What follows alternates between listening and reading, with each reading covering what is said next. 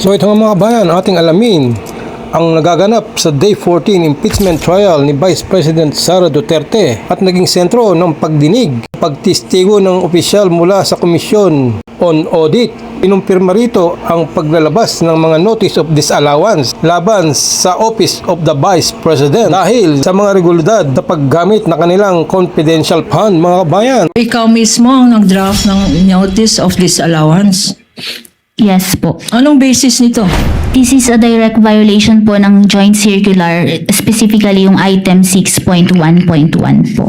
Confidential funds. Sa tree planting na yan, anong nakikita mo na activity in connection with alleged surveillance? Compliant na ba to sa Joint Circular?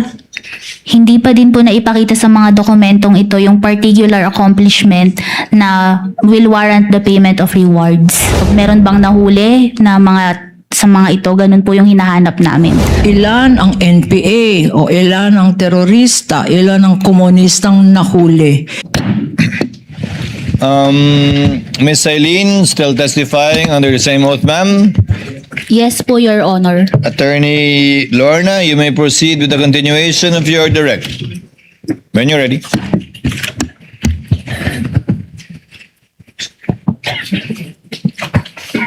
With the permission of the Honorable Court. Madam Witness? Good afternoon, Madam Witness. Good afternoon po. Okay. Before we ended the morning proceedings, you identified acknowledgement receipts. Yes po. Maliban dito sa mga acknowledgement receipts, what other documents were attached to the Office of the Vice President's response, if any? To support po the payment of rewards, nag-attach po sila ng certification from Colonel Dante Pilachica and the Protective Intelligence Operation reports for the third quarter of 2023. If shown to you, these certifications na minention mo, will you be able to identify the same? Yes po. Okay, showing to you. Madam Witness, certification dated September 30, 2023, pre-marked as Exhibit P-1-12-K. Also being shown on the screen with the kind permission of this Honorable Presiding Officer. What relation does this certification have sa sinabi mong inattach sa response ng Office ng Vice President? This is the same copy po ng certification attached to their response. Ano naman ang observation or significance nitong certification? Ito po ay inattach nila to support the payment of rewards. Under the joint circular po kasi, if it is for payment of rewards, it should be supported with documents evidencing success. And based on this document po, hindi ko po nakita yung particular accomplishment that will warrant the payment of rewards. So itong certification na in-identify mo, compliant ito sa joint circular na pinagbasihan mo ng evaluation? Hindi po. Sinabi mo walang supporting documents evidencing success. Ano ba dapat ang mga dokumentong supporting success ng operations? Based po sa joint circular, wala pong in-identify doon. Ang sinabi lang is documents evidencing success. Pero based po sa evaluation ko dito sa dokumento na to, hindi ko po nakita yung particular accomplishment na proof of success po. Also earlier, sinabi mo na together with the Vice President's response, meron siyang inattach na tinatawag na Protective Intelligence Operations Reports. Tama? Opo, tama If po. shown to you, pag pinakita sa iyo itong PIOR, Protective Intelligence Operation Report, would you be able to identify them? Yes po. Showing to you, Madam Witness, what was marked? What was pre-marked as Exhibits P-1-12-L up to P-1-12-L10. Tell this Honorable Court, if these are the certifications on the Protective Intelligence operation report that you mentioned.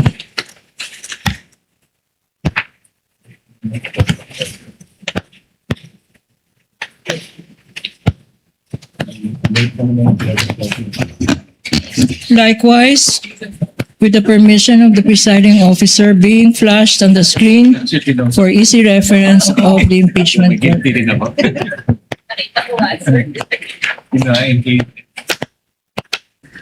Thank you, Madam Witness. Having gone over these documents, Madam Witness, P-1-12-L hanggang P-L-12-L-10 na reports ng Protective Intelligence Operations, ano-ano ang mga engagements na nakita mo sa mga reports na to? Doon po sa mga engagement ni Vice President, yung attendance po niya sa mga meetings, sa mga commencement exercises po. Tapos dito naman po sa mga satellite offices niya, may mga tree planting activities po, mga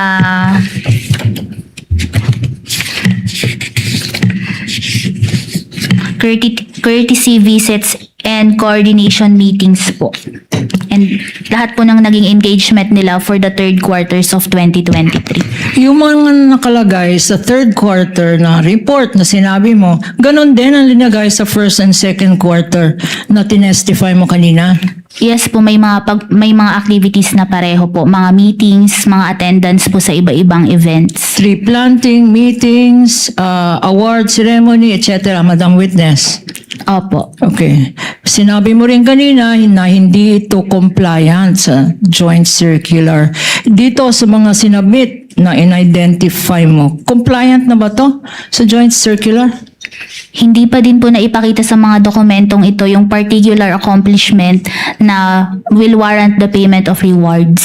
Pero on clarification of the presiding officer, tinanong kung ano ang hindi compliant.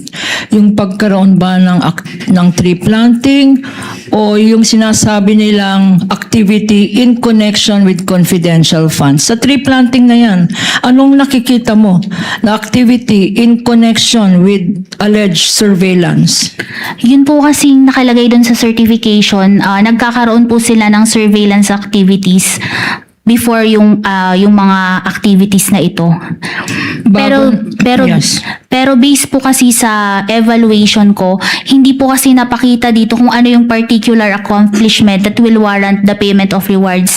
Gaya po sa isang activity na nakalagay nga po, ang probable threat is yung sa CTG, mga NPA, ganyan po.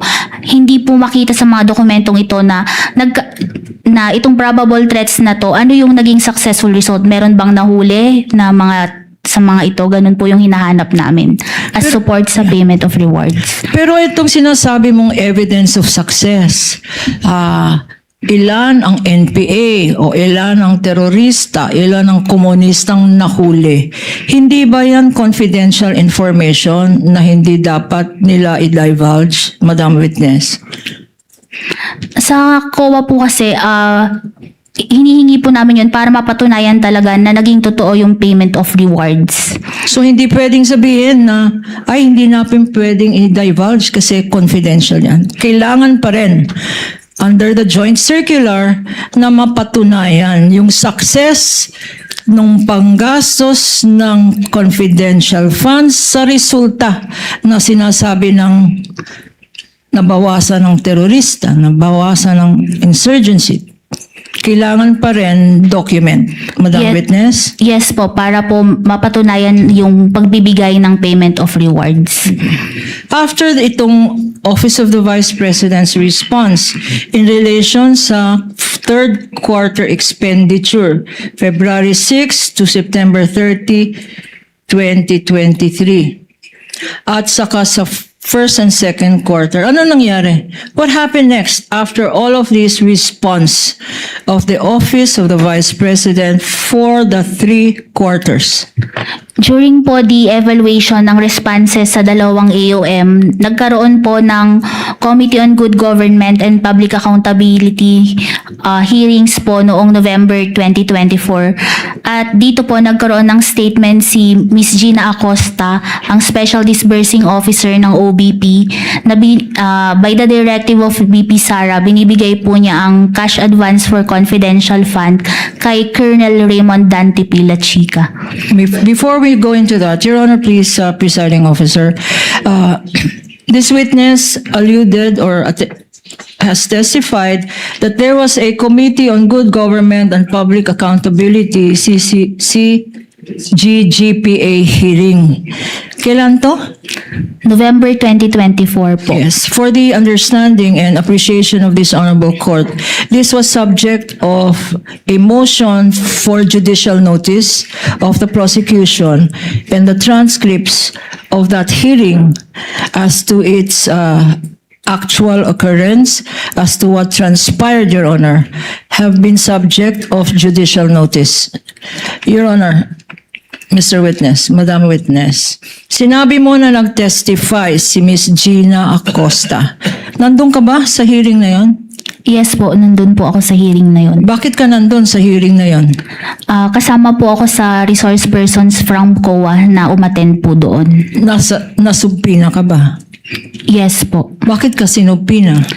Kasi ako po yung staff na nag-conduct ng evaluation po ng mga documents na sinubmit in relation sa liquidation ng confidential fund ng OBP at DepEd. Okay, and you said that in that hearing of the Committee on Good Government and Public Accountability, nag-testify ang isang Miss Gina Acosta. Ito bang Miss Gina Acosta yung sinabi mo kanina na Chief of Staff? Ay, hindi. Sino? SDO ng Office of the Vice President? Yes po, si Miss Gina Acosta po. At nakilala mo siya sa hearing na yon, na nandun talaga siya. Opo, nagpakilala po siya. Nagpakilala siya sa'yo.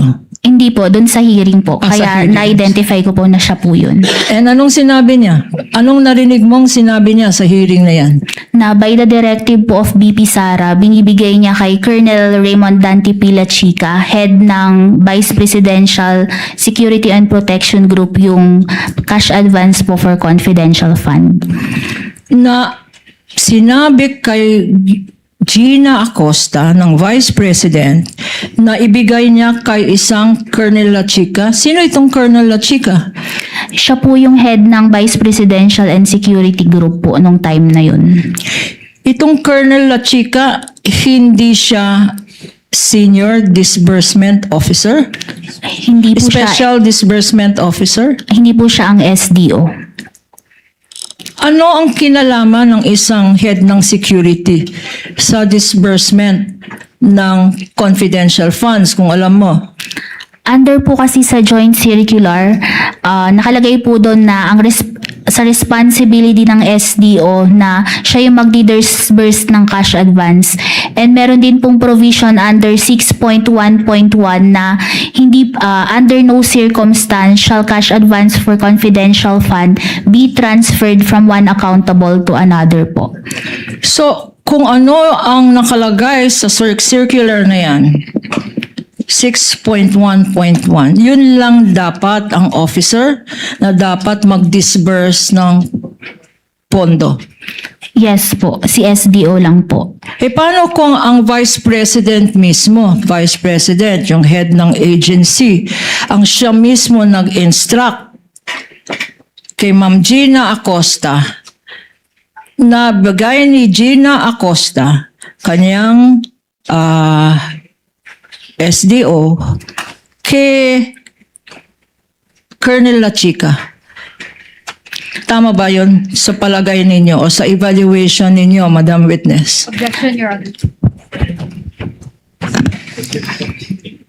Kindly turn on the mic of the counsel for respondent tech. And why is it off? Hello.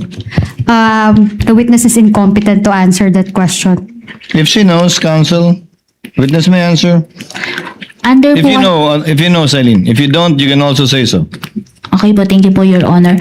Under po kasi sa joint circular, it is the SDO na mag-disburse ng cash advance. And ang participation po dito ng head of agency is to oversee, kasama po sa responsibility niya, to oversee the agency-wide use ng kung paano po ginagamit ang confidential fund. So ang sagot sa tanong ay, ang tanong ko ngayon, sa sinabi mo, sa palagay mo, bakit ka nabahala na si Miss Acosta? Your Honor, I have not Let asked the the question. Your Honor. counsel finish her question. Counsel for response. Why does it concern you, as you stated, that Miss Acosta admitted to transferring the confidential funds Your Honor, to please. Colonel La Chica? Are you done, Attorney Kapunan? Yes, Your Honor. Yes, counsel for Your response. Honor, the witness did not say that she was concerned about it. So that's a leading question. Misleading, sorry. Kindly reform, counsel. You already established that the witness heard Gina Acosta under oath testify that she was instructed by the Vice President to give the funds to What observation or significance did you draw from the admission by Ms. Acosta in this Committee on Good Government and Public Accountability hearing? What observation or significance did you draw personally from this admission? This is a direct violation po ng joint circular, specifically yung item 6.1.1 po. Again, 6.1.1. Are you familiar? Are you competent to testify on what 6.1.1 is? Yes po. Bakit? Kasi po, ang nakalagay dito is hindi po pwedeng ibigay ito ng SDO sa ibang officer po. Your Honor, please. counsel for respondent. The question is unresponsive, Your Honor. She was asked, why are you competent to testify on 6.1.1? The answer rather is unresponsive. Witness is directed to answer yes or no. If she is competent, she's going ahead of the horse. Yes po, kasi ang basis po ng audit namin is the joint circular. Okay. Attorney Kapunan, you may proceed. What next did you do in relation to the liquidation of the OVP's confidential funds after this committee hearing? After po the committee hearing, together, after din po na ma-evaluate yung mga liquidation documents and yung mga responses, I drafted po a notice of disallowance and sinabit ko po ito sa aking division chief for her review. Okay, so ikaw mismo ang nag-draft ng notice of disallowance. Yes po. Anong basis nito? Itong notice of disallowance.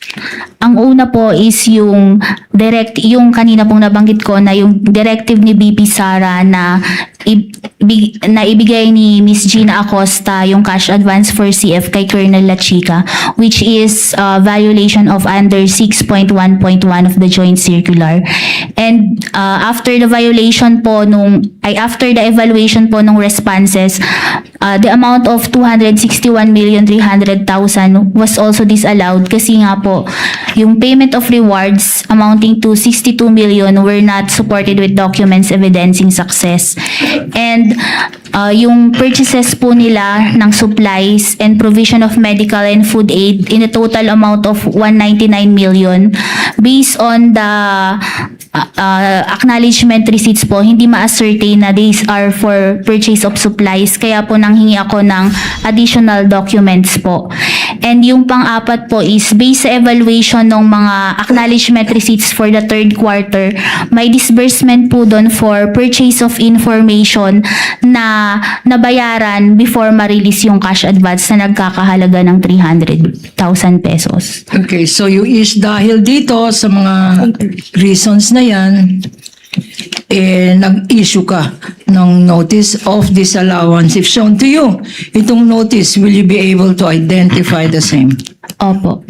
Your Honor, please, can we ask Attorney De La Cruz. Assistant Counsel may approach. This has been remarked as Exhibit P-1-13-F, Your Honor, for the prosecution.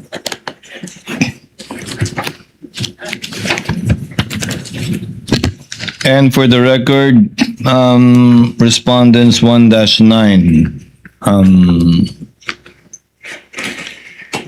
Please proceed, Counsel. Yes, Your Honor. Again, for the record, this is likewise Respondent's Exhibit, the same as prosecution, which, again, they refuse to stipulate on. How much, Madam Witness, was disallowed in your notice of disallowance? Yung buong amount po na 375 million pesos. 375 million. Anong period ang covered nitong 375 million na to? Bale, ito po ay for the 3 quarters of 2023. Tig 125 po per quarter. And this is being flashed on the screen as well. Sino-sino ang responsible persons in connection sa notice of disallowance na inisyu ng COA-ICFAO dated March 31, 2026? Ang mga persons po ay sina VP Sara, the SDO Ms. Gina Acosta, ang Chief Accountant Ms. Julieta Villa del Rey at si Colonel Raymond Dante Pilachica po. Now you said that respondent Duterte, Sara Duterte, is accountable. Why? Bakit accountable ang Vice President Sara Duterte? Because she approved po the transactions and the utilization of the cash advance po. Saan nakalagay sa mga dokumento ang inapprove ng Vice President mismo? Yung sa accomplishment report po. Sa mga lahat ng accomplishment reports. Ito naman, Ms. Gina Acosta, why do you say that she is also accountable? Kasi po siya ang special disbursing officer at responsibility po niya na i-disburse ang cash advance. Okay. Pag sinabing accountable, no? Hindi naman tayo accountant. Ano sa layman's term ang ibig sabihin ng accountable? May yung taong may pananagutan po dun sa pondo na binigay sa kanya. Okay, may pananagutan. So ang Sara Duterte, Vice President, may pananagutan. Opo, tama po. Bakit? Anong nature ba ng pondo na yan? Kasi po ito is pondo ng bayan po. Pondo ng bayan. In English naman, public funds. Opo. Baliktad. Miss Gina Acosta, bakit naman siya accountable? Dahil siya po ang designated na special disbursing officer and responsibility po niya na i-disburse ang cash advance. Okay. At bakit? Hindi ba niya ginawa yung kanyang responsibility ng mag-disburse? Objection, Your Honor. Leading question. Why do you say that she is an accountable officer? Reform Counsel. What? No, you already did. So, I reformed, Your Honor. I know, you already did. Please continue. Pwede pong paulit yung tanong. You mentioned that Gina Acosta ay accountable officer rin. Bakit? Dahil sa kanya po ibinigay yung cash advance siya po ang designate na special disbursing officer at siya po yung accountable dun sa pag-disburse ng cash advance for confidential fund. Sinabi mo, naging basihan mo ang joint circular. Saan naman nakalagay ito sa joint circular na isang SDO ang dapat responsible sa pag-disburse ng tinatawag na public funds? Nakalagay po ito dun sa responsibility niya and gaya ng nabanggit ko po kanina dun sa item 6.1.1 na hindi ito pwedeng i-transfer from one accountable to another. Incidentally, pag ganyan sa mga companies, yung mga nag-handle ng mga pondo, may bond. May bond tinatawag, no? Dito ba? Sa Office of the Vice President, accountable Public Disbursement Objection. Officer. Saan kaya? What is- Meron ba sa circular ang nakalagay na kailangan magbigay ng bond ang SDO? Your Honor, please. Yes, Council Leading Correspondent. question. I'll consider it preliminary, Council, because I think it's a given that SDO should have a bond. Kindly answer, Madam Witness. Nakalagay po ito sa joint circular. Your Honor, pwede po bang mag-refer ako sa joint circular? You may, Celine.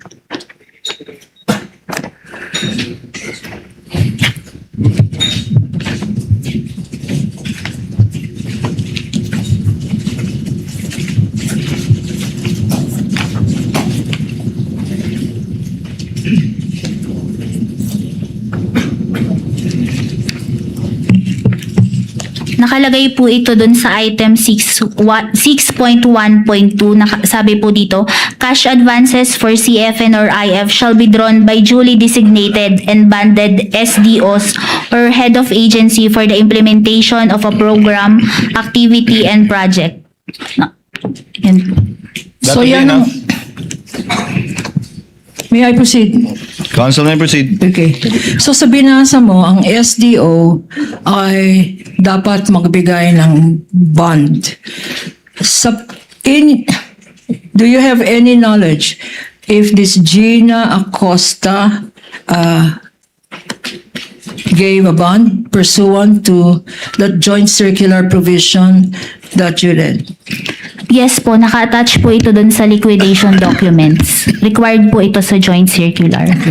At magkano naman kung ang amount ng Office of the Vice President confidential funds ay 500 million pesos? Magkano naman ang bond na sinabi mo naka-attach ang dokumento sa mga sinabmit ng OVP? Magkano ang bond? Hindi ko na po maaalala kung magkano, pero based po sa evaluation ng mga documents, enough naman po yung bond ng SDO para i-cover yung cash advances niya. If the amount is the amount stated, if you recall? Hindi ko na po maalala yung kung magkano yung bond, pero during the evaluation po, hindi po namin naging findings yun. Okay. Ngayon naman, if the SDO is a bonded at sinabi mo si Gina Acosta ay may bond, in the provision that you read, is it allowed for a Gina Acosta, isang bonded na senior special disbursement officer, na mag-transfer ng kanyang responsibility sa isa pang officer? Your Honor, please. Yes, Council. Leading question, Your Honor. Actually, I would have sustained it because she asked and answered, already answered, Council. You said, I will reform you on. Yes, she already answered that question earlier. Kindly reform, Council. Ito namang Miss Villa del Rey, why did you say she is an accountable officer? Dahil po dun sa liquidation report, sinertify niya na complete and proper yung mga liquidation documents po. Pero upon the evaluation po, hindi po ito complete and proper. And Colonel La Chica? Dahil po siya ang nag-disburse ng cash advance despite not being the special disbursing officer ng Office of the Vice President. And why is that? Is this among your observations? Yes po. And what did your observation indicate about Colonel La Chica? Yun nga po, yung ito po yung isang mga ground kung bakit po na-disallow yung total ng 375 million. Sa pagkaalam namin, based on our understanding, may mga stages yan, ano? Ang unang stage ng evaluation, audit, observation, memorandum, tama? Opo, tama po. And in the case of the Office of the Vice President, naka-issue kayo ng AOM. Opo, tama po. Ang next stage dapat dyan, ay ang notice of suspension. Tama? Opo. Now, in the case of the Office of the Vice President, pagkatapos nagbigay ng response ang Office of the Vice President sa AOM na inisyu ninyo, anong nangyari? Anong ginawa ng Office of the Vice President? Nag-respond po sila sa AOM po. So, nag-respond sa AOM. Did the response address? Sinagot ba ng response na yan ang lahat ng observations, lahat ng non-compliance, lahat ng discrepancy, deficiency na pinoint out nyo sa AOM? Based po sa evaluation ng mga responses together with the attached documents po, hindi pa rin po ito naging compliant sa joint circular. And what did you do? What did your office do, if any? Kaya po, nag-issue po kami ng notice of disallowance. Bakit, Madam Witness? Sa pagkaalam natin, pagkatapos ng AOM, dapat notice of suspension. Bakit nyo agad in-issue ang isang notice of disallowance at hindi na kayo nagbigay ng notice of suspension muna? Bakit diniretso ninyo sa disallowance? Dahil nga po sa naging statement under oath ni Ms. Gina Acosta na ibinigay niya na by the directive of BP Sara, binigay niya kay Colonel La Chica yung cash advance for CF, which is a violation po ng joint circular, making it irregular po. Apart from this joint circular of 2015, please confirm kung meron mga rules and regulations na in-issue ang COA para sa mga settlement of accounts, if you know. Ang basis po namin is yung rules and regulations on settlement of accounts po. Anong ibig sabihin nun? Anong particular provision? Pwede pong pakiulit yung tanong. Sinabi mo na merong rules and regulations on settlement of accounts. Opo, meron po. At instead of a notice of suspension, diniretso nyo agad sa notice of disallowance. Opo, tama po. Anong pinagbasihan ninyo nito? Dahil nga po, ang definition po ng notice of disallowance based on the joint circular is yung transaction po appears to be illegal, improper, or irregular. And in this case po, yung naging transfer po is a direct violation, making the transaction irregular. Kaya naging notice of disallowance na po yung inisyo namin. Okay. So itong pag-transfer ng responsibilidad sa disbursement na hindi naman special disbursement officer, sinabi mo illegal. Doon po siya sa irregular, which is violation po siya sa joint circular. Okay.